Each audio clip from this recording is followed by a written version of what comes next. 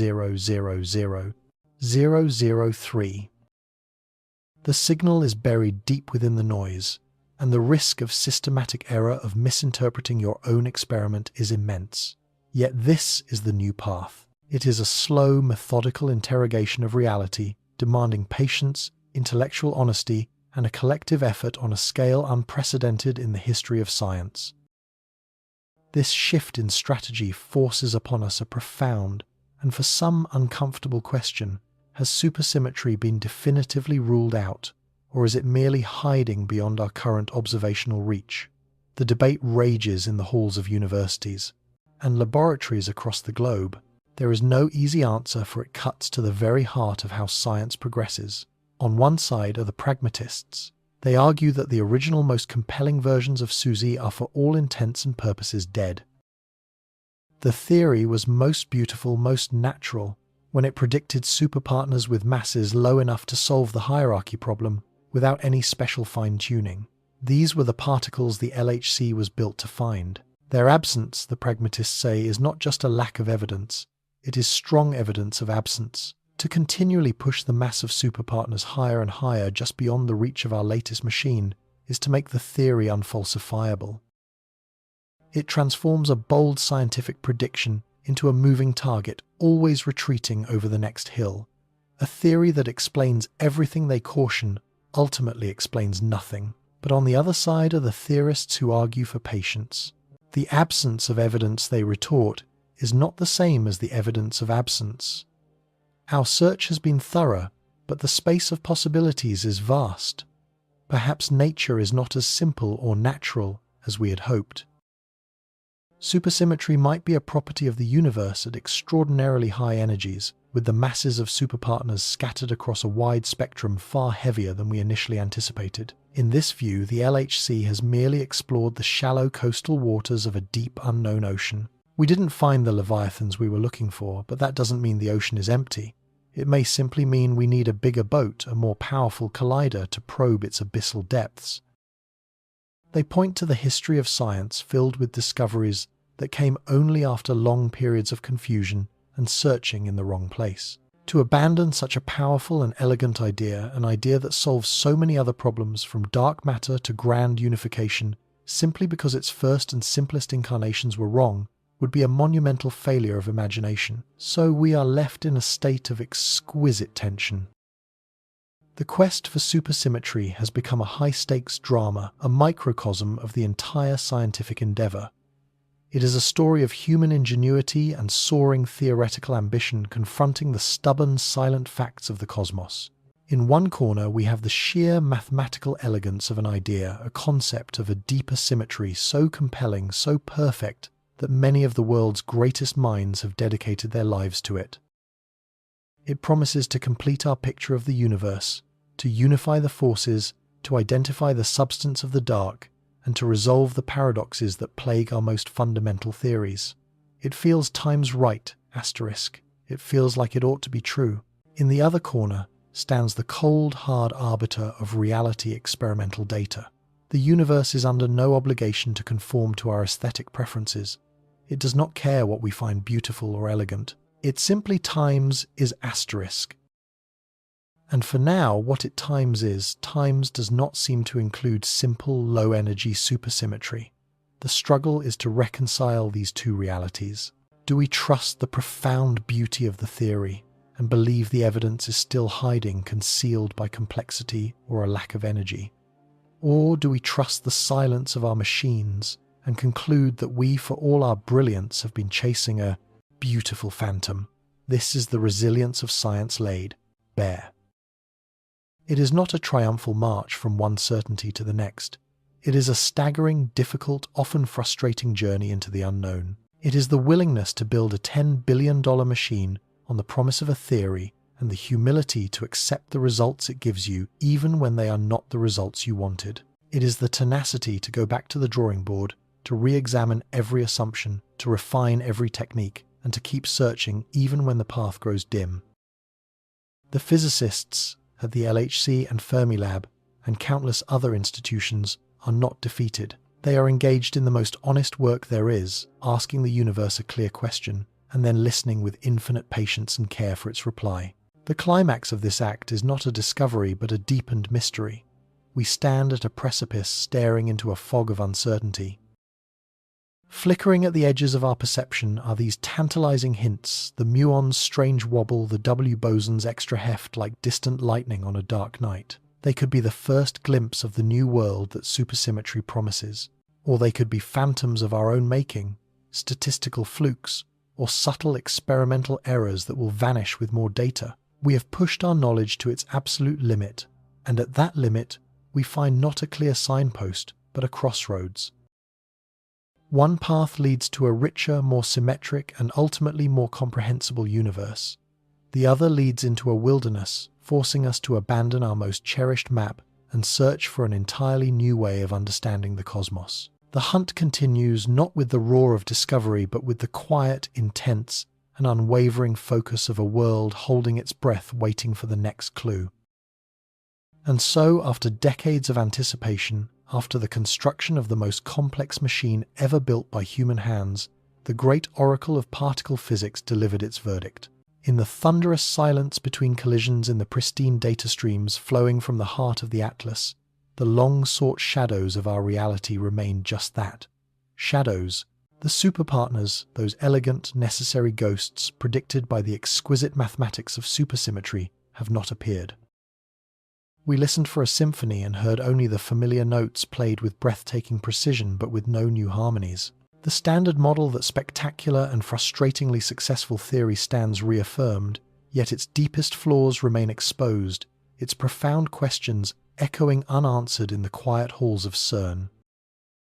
This is a moment of profound reflection for physics, a turning point that forces us to confront our own expectations, our own definitions of beauty and truth in the cosmic blueprint. For a generation, supersymmetry was more than just a theory. It was the prime candidate, the heir apparent to our understanding of the universe. It was a promise of unification, a whisper of a final theory that could weave together the disparate forces of nature into a single magnificent tapestry. It offered a solution to the hierarchy problem, that baffling, unnatural chasm between the forces we know. It provided the perfect candidate for dark matter, the invisible scaffolding upon which galaxies are built. It was, in a word, beautiful. Its internal logic was so compelling, its mathematical structure so flawless, that for many its discovery felt less like a possibility and more like an inevitability. We were so sure we were on the right path, following a map drawn in the elegant language of symmetry. But the universe, it seems, is under no obligation to conform to our aesthetic sensibilities. The absence of evidence is not yet evidence of absence, as scientists are so often quick to point out. Perhaps the superpartners are heavier than we imagined, their creation requiring energies just beyond the titanic reach of the LHC, their forms lurking in a higher energy desert we have yet to cross. Perhaps supersymmetry is a more subtle, more fractured version of itself, a split SUSY, where some partners are light and others are impossibly heavy, their effects on our world muted and fiendishly difficult to detect. The search is not over. The great machine is being upgraded, its vision sharpened, its power amplified for the next great hunt. New, more cunning strategies are being devised to sift through the cosmic data, looking for fainter signals, more elusive clues that might have been missed. The dream of supersymmetry is not dead, but it has been forced into exile, pushed to the frontiers of our energy scales, becoming a more complex, more nuanced, and perhaps more desperate hope. We find ourselves at a crossroads, a moment of profound uncertainty that is both unsettling and exhilarating. If this beautiful idea, this concept that solves so many problems at once, is ultimately proven to be a phantom, a figment of our mathematical imagination, what does that mean for our quest to understand reality? It would be a lesson in humility, a stark reminder from nature itself that the map is not to the territory. It would teach us that our concepts of elegance and simplicity, while powerful guides, are not infallible laws. The universe may be more baroque, more chaotic, more accidental than our theories have allowed for. The solutions to its deepest mysteries, dark matter, dark energy, the stability of the Higgs boson, may not be interconnected in the neat, unified package that SUSY promised. They may be separate problems with separate, unrelated solutions, a prospect that is far less tidy but perhaps far more interesting. The disproof of supersymmetry would not be a failure. On the contrary, it would be a triumph of the scientific method.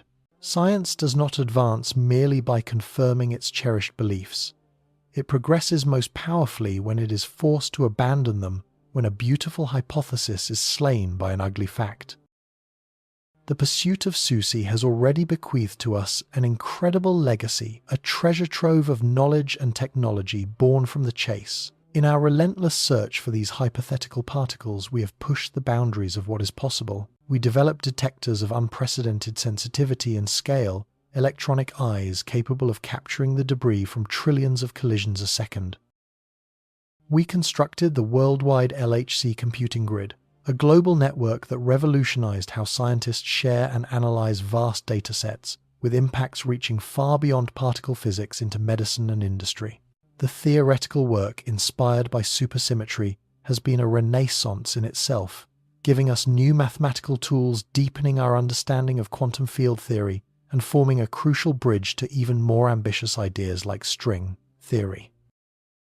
The scaffolding we built to find supersymmetry remains a powerful and versatile structure from which we can now launch new explorations aimed at territories we had not previously considered. This journey forces us to ask a more profound question. What are we actually looking for? Are we searching for a universe that conforms to our logic, or are we seeking to understand the universe on its own terms? The absence of new physics, where we most expected, it is forcing physicists to become more creative, more daring. It is a call to arms for a new generation of theorists, unchained from the dogma of the past 4 decades. They are exploring radical new ideas, concepts that were once on the fringes. Perhaps there are extra dimensions of space curled up and hidden from our senses, whose geometry dictates the laws of our world. Perhaps the hierarchy problem is solved not by new particles, but by a warped non-Euclidean space-time that dilutes the power of gravity. Or perhaps the answer lies in a direction so unexpected, so alien to our current thinking, that we haven't even formulated the right questions yet. The silence from the LHC may not be an ending, but a redirection, a cosmic signpost pointing us towards stranger shores. Think of the great astronomers of the past who drew elegant charts of the heavens with the Earth at the center. Their models with their crystalline spheres and perfect circles were beautiful. They were mathematically sophisticated, and for a time they worked.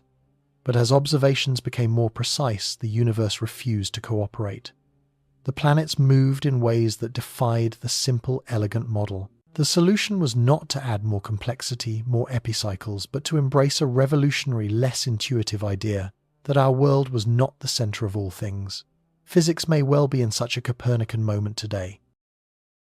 Our attachment to ideas like naturalness and simple symmetry might be our own geocentric bias, an assumption that the universe must be constructed in a way that we find intellectually pleasing. The true universe might be something far stranger, far more wonderful.